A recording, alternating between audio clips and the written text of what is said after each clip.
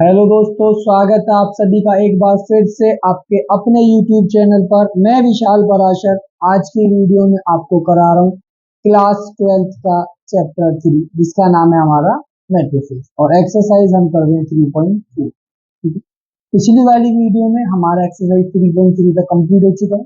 ये वाली वीडियो में हम पहले हम करेंगे इस वाली एक्सरसाइज का इंट्रोडक्शन और उसके बाद करेंगे हम अपनी एक्सरसाइज। ठीक है, तो इंट्रोडक्शन में क्या है? इंट्रोडक्शन में हमारा इन्वर्टिबल मैट्रिसेस। इन्वर्टिबल मैट्रिसेस क्या होते हैं समझते हैं। If A is a square matrix of order M, मतलब हमारे पास एक स्क्वायर मैट्रिक्स है, ठीक है, जिसका नाम है ए और उसका ऑर्डर क्या है? ठीक। And if there exist another square matrix B, उन्होंने बोला कि वहां पे एक और स्क्वायर मैट्रिक्स है जिसका नाम है बी और उसका भी ऑर्डर क्या है? सेम, यानी कि दोनों का ऑर्डर क्या है? सेम, यानी कि एम, और दोनों क्या है? हमारी स्क्वायर मैट्रिक्स। ठीक है, तो अगर वहां पे कंडीशन बनती है ए को बी से मल्टीप्लाई करें या बी को ए से मल्टीप्लाई करें, और दोनों केस में क्या बनता है? आइडेंटिटी मैट्रिक्स, यानी कि वन। ए को बी से मल्टीप्लाई किया तब भी वन आया, बी को ए से मल्टीप्लाई किया तब भी वन आया। ठीक है, तो ऐसे वाले केस में B is called the inverse matrix of A. तो उस वाले केस में जो बी वाली मैट्रिक्स है वो ए का क्या बनेगी? इनवर्स बनेगी। और उस ए इनवर्स को हम कैसे डिनोट करते हैं? ऐसे डिनोट। ठीक है, in that case A is said to be invertible, क्योंकि ए का इनवर्स मौजूद है, उपलब्ध है, तो इस वाले केस में ए मैट्रिक्स को हम क्या कहते हैं? इन्वर्टिबल मैट्रिसेस कहते हैं। ठीक है, अब जब हमारी मैट्रिक्स इन्वर्टिबल है तो वहां पे दो केस बनते हैं। पहला केस क्या बनेगा? A rectangular matrix does not possess inverse matrix. इनका कहना है कि अगर किसी मैट्रिक्स को आप देखते हैं कि वो रेक्टेंगुलर मैट्रिक्स है, रेक्टेंगुलर मतलब स्क्वायर मैट्रिक्स नहीं है, तो उस वाले केस में उसका इनवर्स भी नहीं है। यानी इनवर्स कब होगा? जब वो स्क्वायर मैट्रिक्स होगी तभी उसका इनवर्स होगा। अगर वो स्क्वायर मैट्रिक्स नहीं है तो उसका इनवर्स भी नहीं होगा।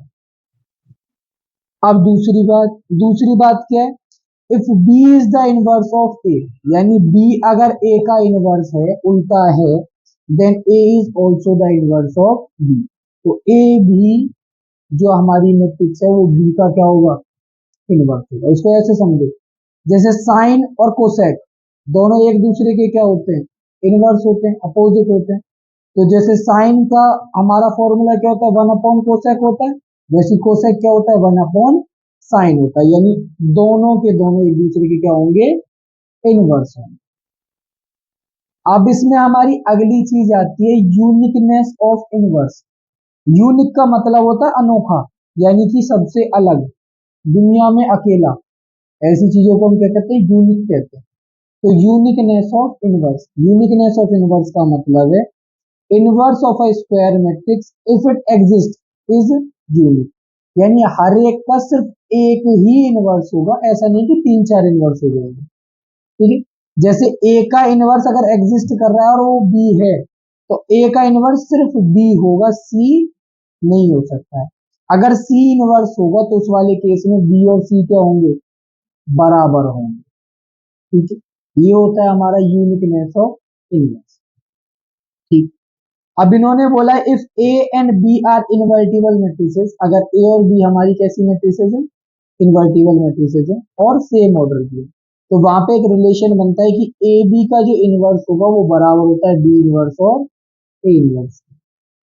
यहां तक तो हो गया हमारा इंट्रोडक्शन। अब आते हैं हम अपनी एक्सरसाइज की। एक्सरसाइज में क्या है? ज्यादा कुछ भी नहीं, सिर्फ एक क्वेश्चन है, वो भी एमसीक्यू का है। वहां पे हमें क्या दे रखा है कि मैट्रिसेस है A and B will be inverse of each other only if. A और बी मैट्रिक्स जो है वो एक दूसरे की इनवर्स होंगी। कौन से वाले केस में? तो अभी हमने पीछे पढ़ा ए बी बराबर बी है, पॉसिबल नहीं है।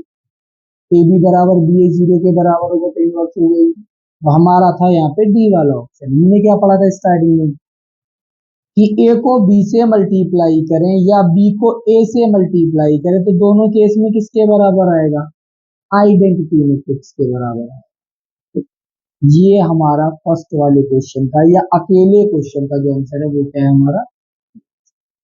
तो इसके साथ ही हमारा जो चैप्टर है थर्ड यानी कि मैट्रिसेस हो गया यहाँ पे कम। ठीक है।